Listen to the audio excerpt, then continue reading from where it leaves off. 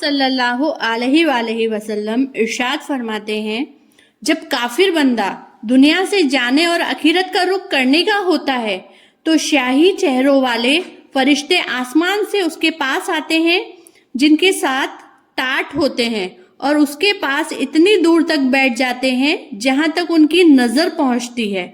फिर मलकुल मौत तशरीफ लाते हैं यहाँ तक कि उसके सिर के पास बैठ जाते हैं। फिर कहते हैं कि ए खबीस जान यानी दुष्ट जान, अल्लाह की नाराजगी की तरफ निकल।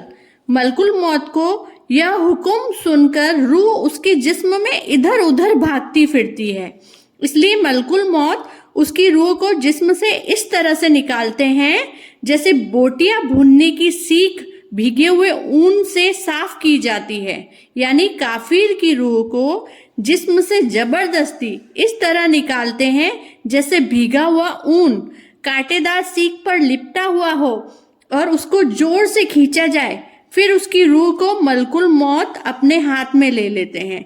इस तरह निकाला जाता है काफिर की रूह को और उसके हाथ में लेते हैं। दूसरे फरिश्ते पल झपकने के बराबर ही उसको उसके पास नहीं छोड़ते, यहाँ तक कि फौरन उससे लेकर उसको टाटों में लपेट देते हैं, यानी बोरी के अंदर जो उनके पास होती है।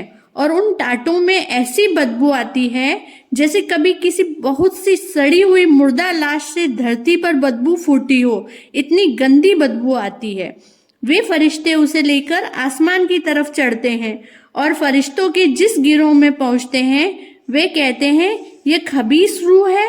वे उसका बुरा से बुरा नाम लेकर कहते हैं जिससे वह दुनिया में बुलाया जाता था, फला का बेटा या फला की औलाद, यहाँ तक कि वे उसे लेकर पहले आसमान तक पहुंचते हैं और दरवाजा खुलवाना चाहते हैं, मगर उनके लिए दरवाजा खोला ही नहीं जाता। अल्लाह ताला इरशाद फरमाते हैं, उनके लिए आसमान के दरवाजे नहीं खोले जाएंगे और नहीं वे कभी जन्नत में दाखिल होंगे जब तक ऊंट सुई के नाके में से न चला जाए, और ऊंट सुई के नाके में जा ही नहीं सकता, इसलिए वे जन्नत में दाखिल ही नहीं हो सकते। फिर अल्लाह ताला फरमाते हैं, इनको सिज्जीन की किताब यानी बुरे आमाल नामे के दफ्तर में लिख दो जो सबसे नीची जमीन में है, इसलिए उनकी रूह को वहां फेंक दिया जाता है। आप सल्लल्लाहु अलैहि वसल्लम इरशाद फरमाते हैं, जो आदमी अल्लाह के साथ शिर्क करता है वह आसमान से, जैसे समझ लो आसमान से गिर पड़ा, फिर चिड़ियों ने उसकी बोटियां नोच ली या हवा में उसको बहुत दूर तक ले गया और फेंक दिया। इस तरह माना जाता है शिर्क को। शिर्क इतना बड़ा गुनाह है। फिर उसकी रूह उसके जिस्म में लौटा दी जाती है और उसके पास दो फरिश्ते आते हैं और उसे बिठाकर पूछते हैं कि तेरा रब कौन है, तो वो कहता है हाय हाय मुझे पता नहीं।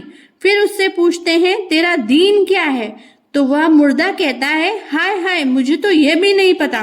फिर उससे पूछते हैं कि वह आदमी कौन है जो तुम्हारे जमीन में भेजे गए थे, तो वो कहता है हाय हाय मुझे पता नहीं।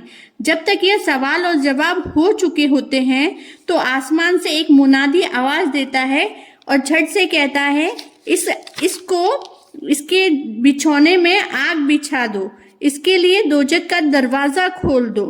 तो दोजख का दरवाजा खोल दिया जाता है और दोजख की गर्मी और गरम लू आती रहती है और कब्र उस पर इतनी तंग कर दी जाती है कि यहाँ तक कि उसकी पसलियां भींचकर आपस में इधर उधर चली जाती है।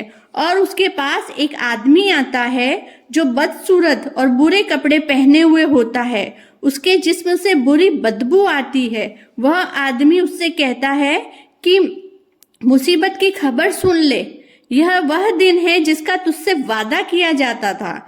वह कहता है तू कौन है, सच में तेरी शक्ल ऐसी है, तू बुरी खबर सुनाने आया है। तो वह आदमी कहता है जो आया होता है कि मैं तेरा बुरा अमल हूँ। यह सुनकर वह डर से कयामत का इंतजार करता है और अल्लाह ताला से दुआ फरमाता है, अल्लाह ताला कयामत कायम कर, क्योंकि उसे महसूस होता है कि जब तक कयामत कायम नहीं होगी मैं सख्त अजाब में कब्र में रहूंगा। यह हाल होता है एक मुनाफिक बंदे का।